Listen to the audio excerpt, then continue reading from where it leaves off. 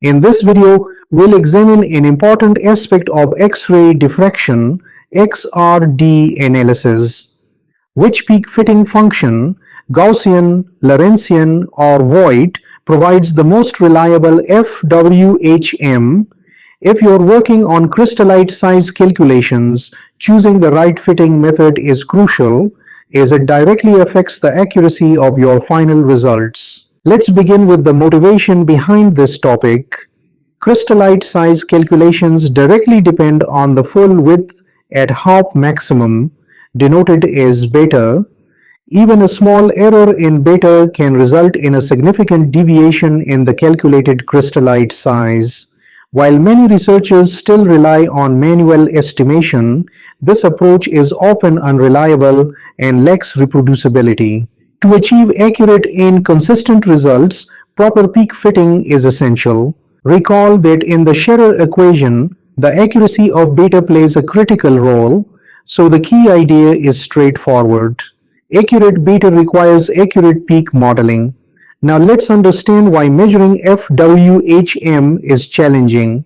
Experimental XRD data often includes several complexities such as noise, peak asymmetry, overlapping peaks, and instrumental broadening. If FWHM is measured manually under these conditions, it can introduce considerable uncertainty. This is where peak fitting becomes indispensable. Peak fitting helps reduce the influence of noise, provides a well-defined analytical function for the peak, enables precise extraction of FWHM, and significantly improves reproducibility. Let's now examine the three most commonly used peak models. First, the Gaussian function. This model represents symmetric peaks and is typically associated with instrumental broadening. Its FWHM is related to the standard deviation, sigma. Next, the Lorentzian function.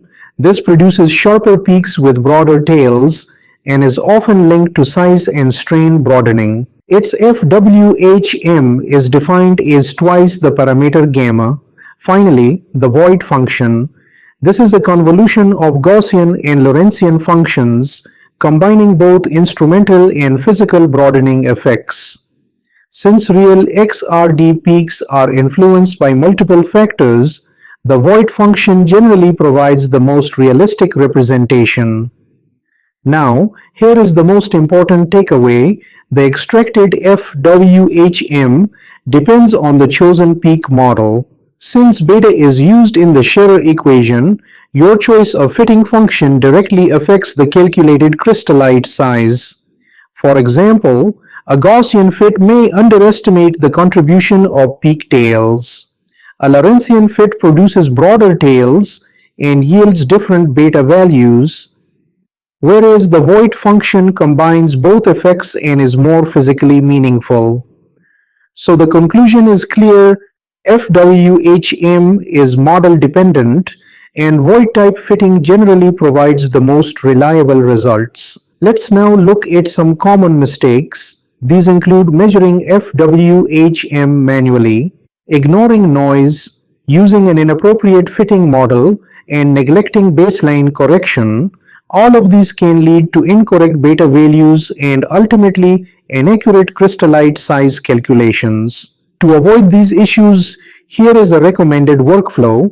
First, import your XRD data, then perform baseline correction. Next, fit the peaks using a Voigt function, extract the FWHM, apply instrumental correction, and finally use the Scherrer equation. Key takeaways to remember: FWHM is model dependent. Peak fitting is essential. Voigt is the most realistic model, and poor fitting leads to incorrect crystallite size. Let's conclude with one important insight. Your crystallite size is only as accurate as your peak fitting. Now we will move to OriginPro, where we will analyze an XRD pattern and observe how the calculated crystallite size varies when using different peak fitting models. Here we have a typical XRD pattern. For demonstration purposes, we will focus on a single representative peak. It is important to note that XRD peaks often contain overlapping contributions from Kα₁ and Kα₂ radiation. Since a copper source is commonly used, the radiation is not perfectly monochromatic. The Kα₂ component introduces additional broadening, which becomes more significant at higher 2θ angles.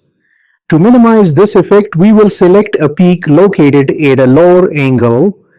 During this analysis, we will systematically record all extracted values in an Excel template.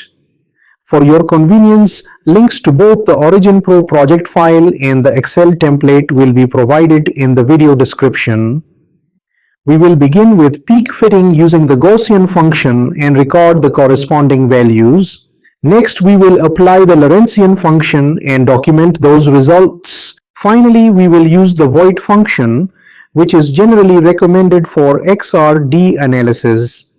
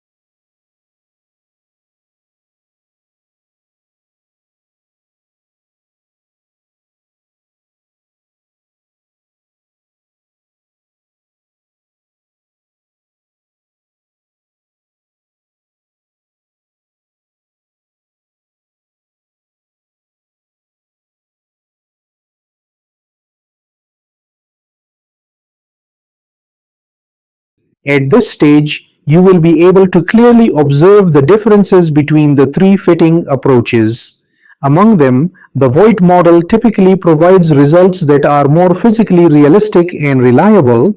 If you found this tutorial helpful, consider subscribing for more content on XRD analysis and materials characterization. Thank you for watching.